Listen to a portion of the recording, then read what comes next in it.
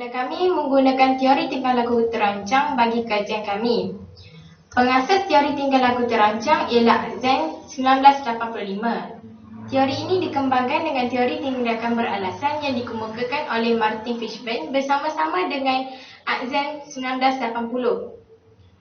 Menurut teori tingkah laku beralasan, jika orang menilai tingkah laku yang disarankan sebagai positif, iaitu sikap, dan jika mereka menganggap orang lain yang signifikan, ini melakukan tingkah laku norma subjektif, ini menghasilkan niat, iaitu motivasi yang lebih tinggi dan mereka lebih cenderung berbuat demikian. Seterusnya, konsep utama teori tingkah laku terancang. Kepercayaan normatif adalah persepsi seseorang terhadap tekanan normatif sosial atau kepercayaan orang lain yang nyata bahawa mereka patut melakukan tingkah laku tersebut. Norma subjektif pula persepsi seseorang individu yang mengenai tingkah laku tertentu yang dipengaruhi oleh pertimbangan orang lain. Seterusnya, keabalan tingkah laku yang dirasakan berkaitan secara konseptual dengan keberkesanan diri, iaitu keselesaan atau kesukaran melakukan tingkah laku tertentu. Niat berkelakuan adalah petunjuk bahawa seseorang individu itu bersedia untuk melakukan tingkah laku tersebut. Tingkah laku adalah tindak balas seseorang yang dapat diperhatikan dalam situasi tertentu berkenaan dengan sasaran tertentu. Seterusnya, kami memilih media sosial iaitu aplikasi Facebook untuk mengetahui dan mempelajari tingkah laku manusia. Kami memilih Facebook kerana aplikasi ini digunakan oleh seramai 2 bilion orang. Facebook akan memudahkan manusia pada zaman sekarang dan pelbagai tingkah laku telah dikaji oleh pengarah melalui aplikasi Facebook ini. Sekian, terima kasih.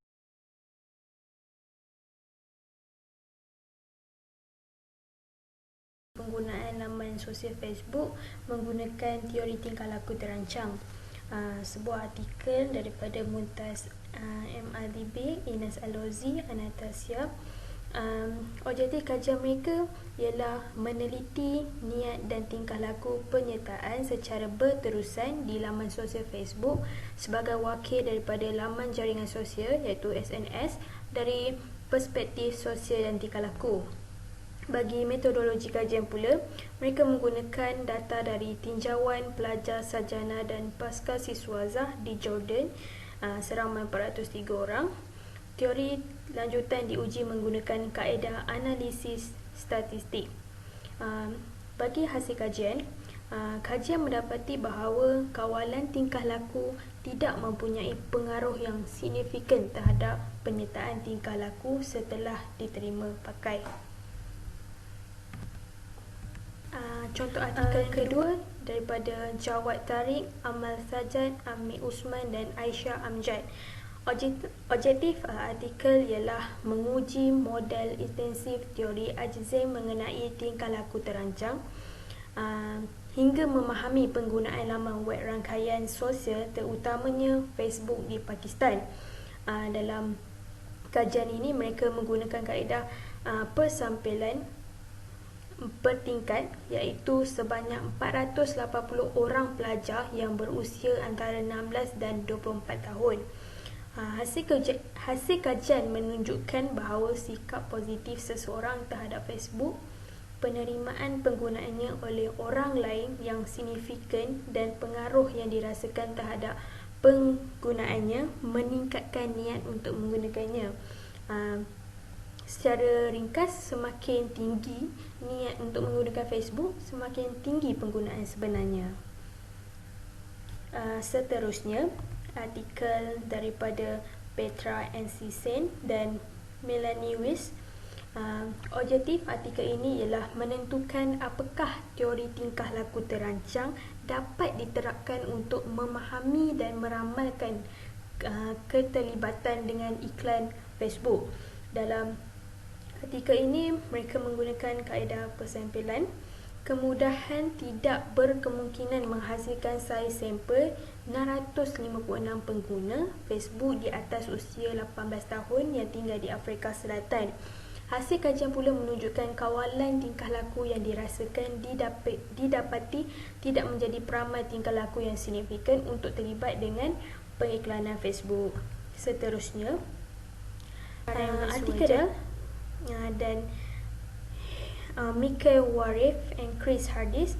Objektif artikel inilah mengetahui faktor-faktor yang mempengaruhi remaja tidak berkawan di Facebook. Kaedah kajian menggunakan kaedah tinjauan di kalangan pengguna Facebook seramai 244 orang pengguna dalam hubungan romantis, iaitu sikap, norma subjektif dan kawalan tingkah laku yang dirasakan.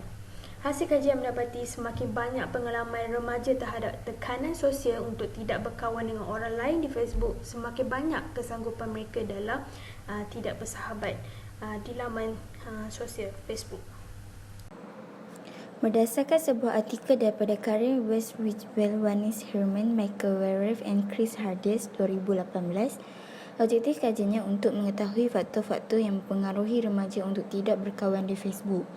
Metodologi kajiannya, kajian ini melibatkan 1,314 remaja dari 14 buah sekolah Flemish dengan usia antara 15 hingga 26 tahun. Sekolah-sekolah tersebut dipilih secara rawak. Dapatan kajiannya pula, kajian mendapati tingkah laku individu dipengaruhi oleh niat untuk melakukan tingkah laku tertentu dengan niat yang lebih kuat pada umumnya meningkatkan kemungkinan tingkah laku yang akan dilakukan. Seterusnya, berdasarkan sebuah artikel daripada Si Wai Leung Lanjian 2018, objektif kajiannya untuk mengusulkan dan menguji teori model tingkah laku terancang yang diperluas untuk memahami bagaimana halaman sasaran Facebook berikut mempengaruhi niat lawatan pengunjung. Metodologi kajiannya pula, tinjauan ini memerlukan 252 orang peserta untuk mengesah halaman Facebook sasaran selama 3 bulan sebelum menyelesaikan tinjauan tersebut. Dapatan kajiannya pula, ketiga-tiga pengaruh sosial, kepatuhan, identiti dan internalisasi semuanya secara langsung mempengaruhi niat lawatan dan mempengaruhi oleh norma subjektif. Kajian mendapati sejarah laman Facebook juga mempengaruhi tujuan lawatan tersebut dicapai dengan melihat pengaruh tingkah lakunya. Berdasarkan sebuah artikel daripada Insucho 2014, objektif kajiannya untuk menerangkan proses perkongsian maklumat dan mengkaji motivasi intrinsik dan ekstrinsik yang boleh mendorong perkongsian maklumat di Facebook. Metodologi kajiannya pula berdasarkan pada tinjauan yang dijalankan ke atas 233 pengguna Facebook di Korea Selatan yang berusia antara 20 hingga 30 tahun. Dapatan kajiannya mendapati semua motivasi intrinsik didapati mempunyai pengaruh positif yang signifikan terhadap perkongsian maklumat mengenai produk dan perkhidmatan. Berdasarkan sebuah artikel daripada Emily Love, Calverley Self-Love, Predators of Image Editing on Facebook 2018, objektif kajiannya untuk mengkaji faktor-faktor yang mempengaruhi niat seseorang untuk berkongsi atau menghantar gambar secara digital yang telah disunting di platform Facebook. Metodologi kajiannya pula berdasarkan pada tinjauan yang dijalankan ke atas 343 pelajar universiti di Ontario, Kanada yang berusia 24 tahun. Dapatan kajiannya pula mendapati pengguna Facebook dapat meneruskan persembahan diri melalui siaran dan profil mereka yang terdiri terutamanya dari teks atau gambar. Sekian, terima kasih. Penggunaan teori tingkah laku terancang dalam aplikasi Facebook dapat dikategorikan beberapa konsep. Antaranya adalah konsep kepercayaan normatif dan konsep norma subjektif. Dalam kajian yang dikaji, didapati kebanyakan artikel atau kebanyakan isu telah membincangkan atau menggunakan konsep norma subjektif. Norma subjektif adalah persepsi seseorang individu mengenai tingkah laku tertentu yang dipengaruhi oleh pertimbangan orang lain seperti ibu bapa, pasangan, rakan dan guru. Contoh isu yang telah membincangkan konsep norma subjektif adalah isu kekerapan pemantauan pasangan di aplikasi Facebook.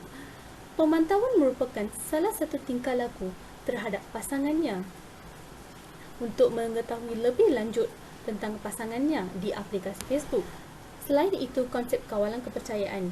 Kawalan kepercayaan adalah kepercayaan seseorang individu mengenai adanya faktor yang boleh menyenangkan atau mengganggu prestasi tingkah laku.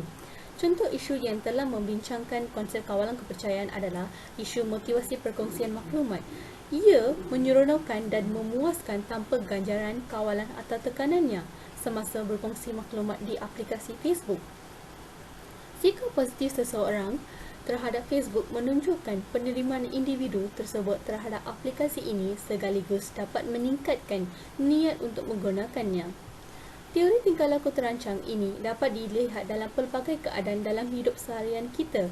Contohnya komunikasi antara orang, komunikasi iaitu wujudnya dalam pasangan, Selain itu, penggunaan media sosial seperti mana kita dibincangkan, penggunaan media sosial seperti aplikasi Facebook dapat memunculkan teori tingkah laku terancang, iaitu berkongsi maklumat, memantau pasangan dan menyunting gambar sendirinya.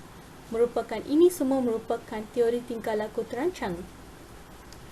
Kesimpulannya, tingkah laku adalah tindak balas seseorang yang dapat diperhatikan dalam situasi tertentu. Menerusi kajian ini, didapati bahawa terdapat tingkah laku positif yang meningkatkan keberkesanan diri, meningkatkan keyakinan diri.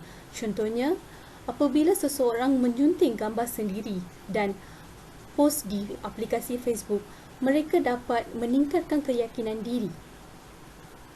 Terima kasih.